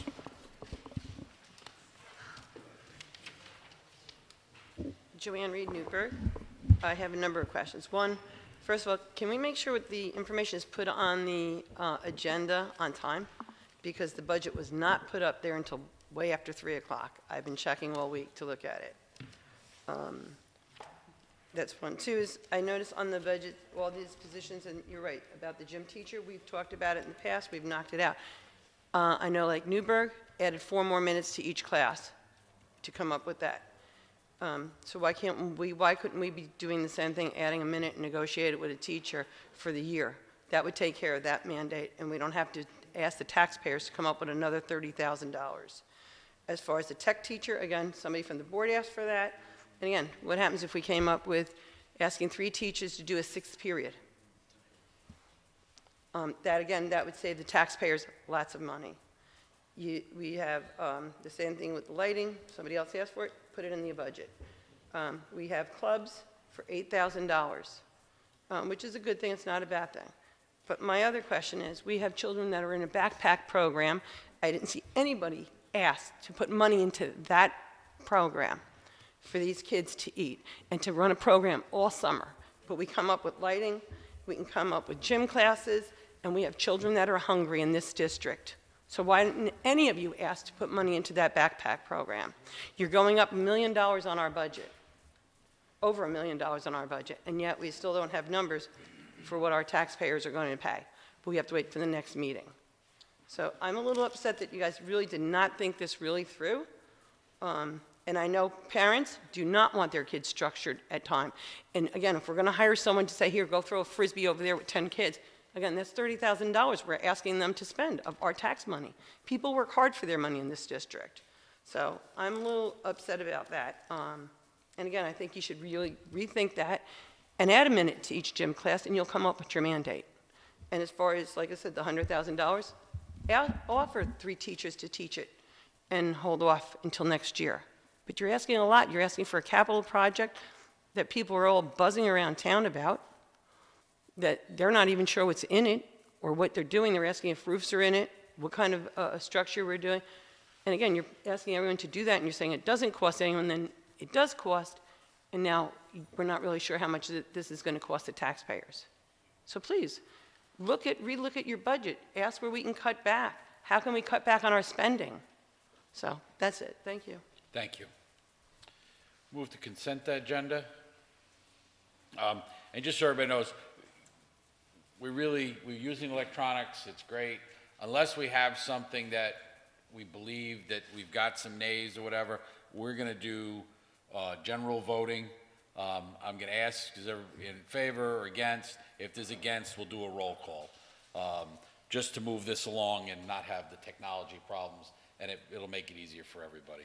But most of the times, we don't really have that much going there. So, resolved that the Board of Education, upon the recommendation of the Superintendent of Schools, approve the contracts, agreements, and reports as presented. Personnel recommendations, budget increase, donations, health and welfare for the Newburgh and Spackenkill School District, unofficial meeting minutes of 3/21/19. Can I get a motion? James, second. Susan. Any discussion? All in favor? Aye. Aye. Any opposed? Memorandum of Agreement MFA. Resolved that the Board of Education, upon the recommendation of the Superintendent of Schools, authorize the Superintendent of Schools to sign the Memorandum of Agreement with the Marlboro Faculty Association dated March 27, 2019, as presented. Can I get a motion? James, second. John, Marrow, sorry. Gotta give you. Any discussion? All in favor? Aye. Aye. Any opposed? Motion carried, 6-0. That's why Ralph doesn't have to know whether or not they can hear me.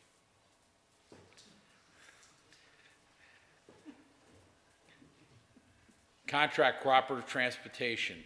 Resolved that the Board of Education, upon the recommendation of the Superintendent of Schools, approve the contract for cooperative transportation through BOCES OU BOCES for the 2019-2020 school year as presented. Can I get a motion? Susan, second. John Cantone. Any questions, discussion? All in favor? Aye. Any opposed? Motion carried 6-0. Reschedule the May 2nd meeting. Resolved that the Board of Education, upon the recommendation of the Superintendent of Schools, reschedule the May 2nd, 2019 Board of Education workshop meeting to May 9th, 2019. Can I get a motion? Susan, second. Russell. Just so everybody's aware, because of when the state budget vote is this year, we have to have the meeting within a certain amount of days prior to that. Unfortunately, the 2nd is too many days before the budget vote, so we would have had to have a special meeting. So rather than have a special meeting, we're just going to move back a week, the first meeting to the 9th. This way we can just do the one meeting before the vote instead of having 4 meetings that month, because technically we have our regular 2 meetings. The night of the vote, we have a special meeting right after the vote. So rather than have 4, we're just going to have the 3. Any other discussion? I have a prior engagement that night, so I won't be there. Yeah, I just want to make sure you have a quorum before I vote yes, because I also have a previous engagement on the 9th. Tony had responded yes, so I think we're still okay. We should have 5. So, okay. Any other discussion? All in favor? Aye. Any opposed? Motion carried 6-0. Just as a side note for that, we did discuss, we've looked at the calendar. We haven't adopted our meetings for next year, but to give everybody a heads up, our normal July meeting, the first Thursday of July, is July 4th. So we're obviously not having a meeting on July 4th, and to allow everybody to get off on vacation and not have to worry about where that falls, our reorg meeting will be on Monday, July the 1st. Monday, July 1st. This way everybody knows. It'll come out when we had set the calendar for the meetings, but this way everybody has it. Okay.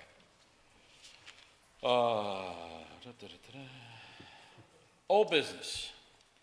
The board have any old business? New business? Actually, on the old business, I just want to say, for those of you that were here and got to see when FCCLA did their presentation, the young gentleman, Mr. Schindler, did his presentation. I had the opportunity last Thursday to talk to him just before he went in to do his presentation for his STAR event. And he was talking about how he was, what he had to put together and getting ready for it. And he was nervous. I said, "What are you nervous about?" He said, "You've done this. You did this in front of a group of adults in a packed building of people, and you never looked down." I couldn't do that.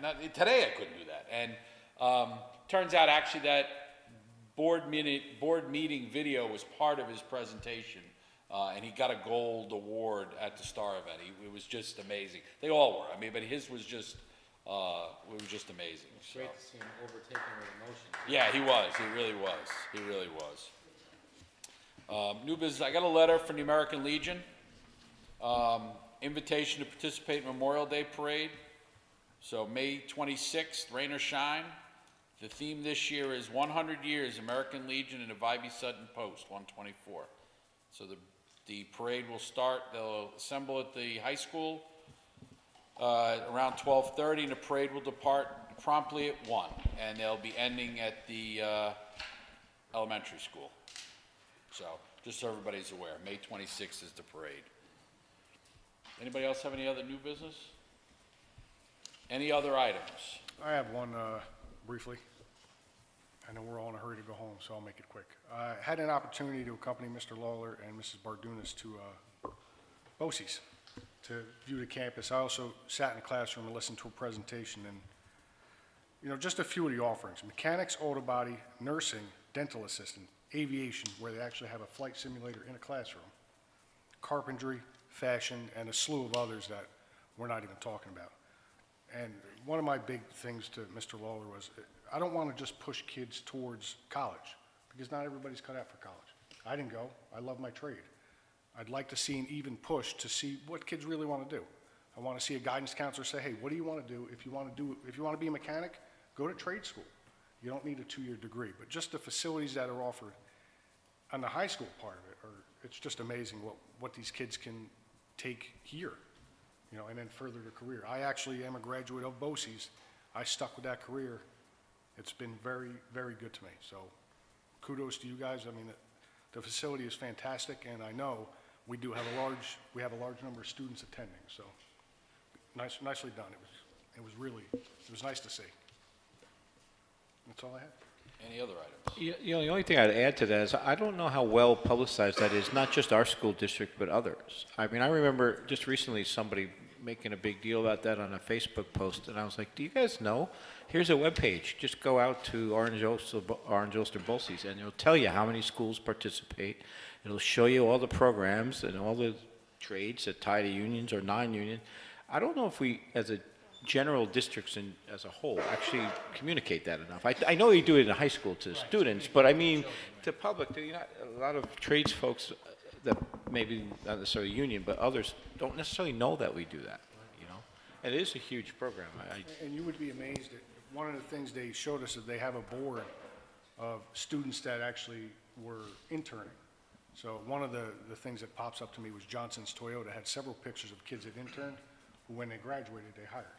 So the kids went right from, you know, BOCES right into a trade. So it was, yeah, it's definitely not advertised enough, but it is a fantastic program. Well worth the money we can spend on it. So when I see BOCES pop up with an increase, I don't squeal because I witnessed this firsthand, and it's pretty good. It's incredible. Susan? Just a slight spin-off of what I was saying before, with the state falling short on mental health service funding.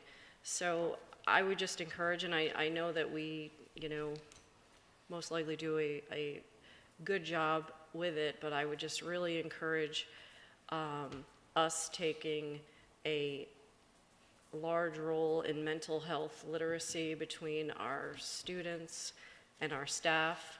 I know, you know, we focus a lot on bullying, but like I said, the rise of anxiety and depression amongst this age group, it's alarming.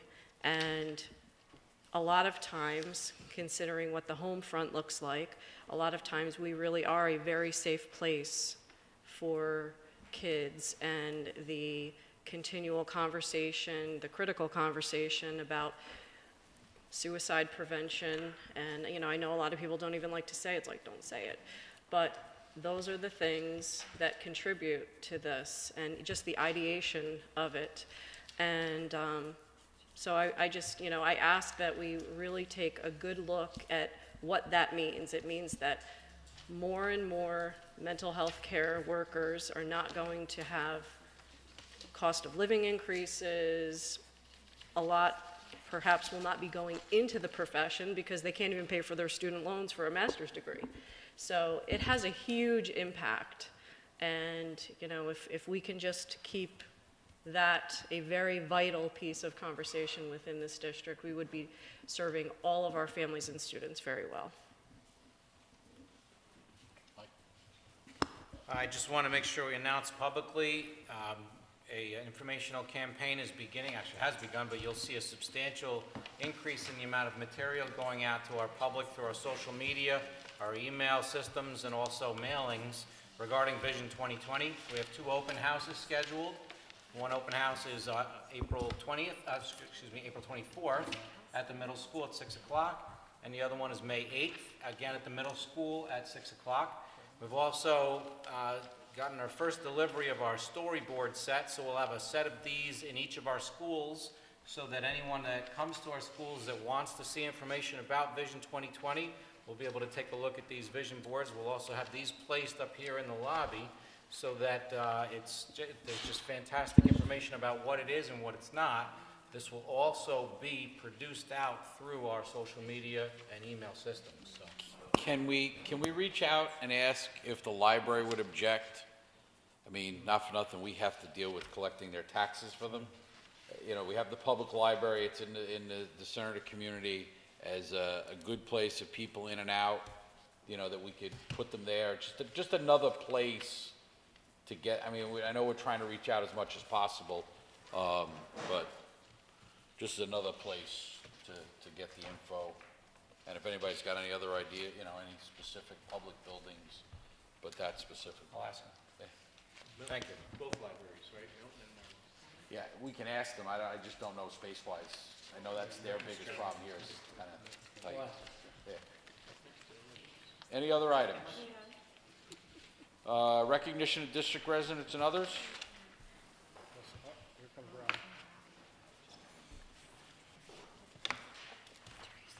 Get the timer ready, Teresa.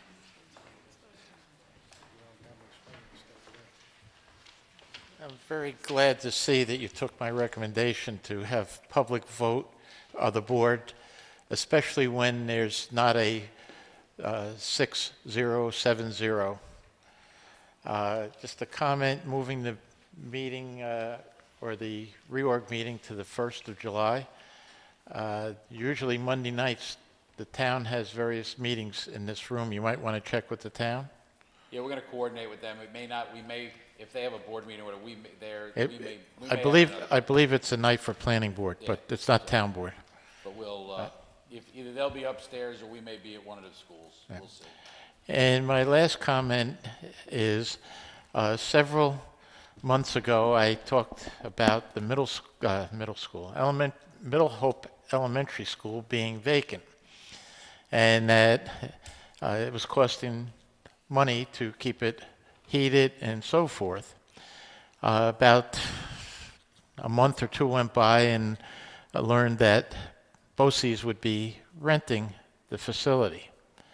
I hear tonight that BOCES is maybe going to help pay some of the maintenance costs or so forth and so on. When is BOCES going to take up renting it? And is there any time period that they're going to be in the building doing whatever they have to that they're not going to be paying rent? I don't know how close we are. Yeah, we're still finalizing the lease, so that's not known at this point. So in other words, until the lease is finalized, they will not be in that building doing any renovations or anything? Not necessarily, no.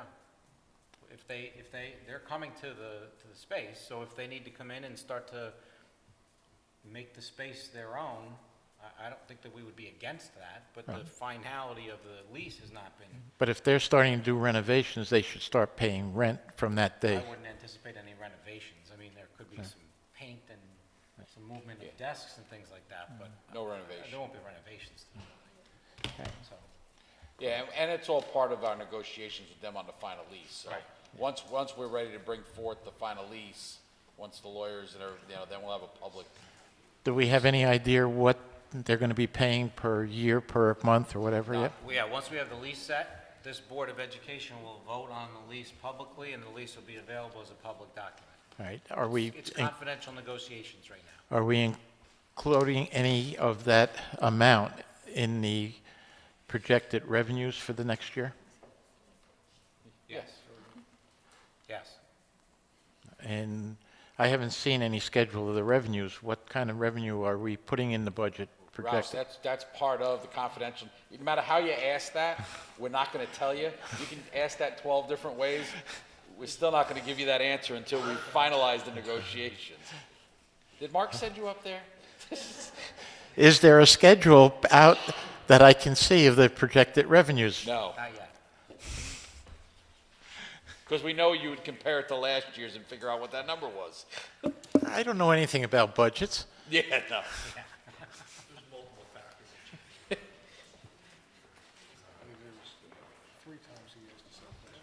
It's Joanne Reid again. I just have a quick question. Patrick, when you do the budget in the next 2 weeks, will you also be doing like an austerity budget to see what's going on? If this budget doesn't go through, what would happen?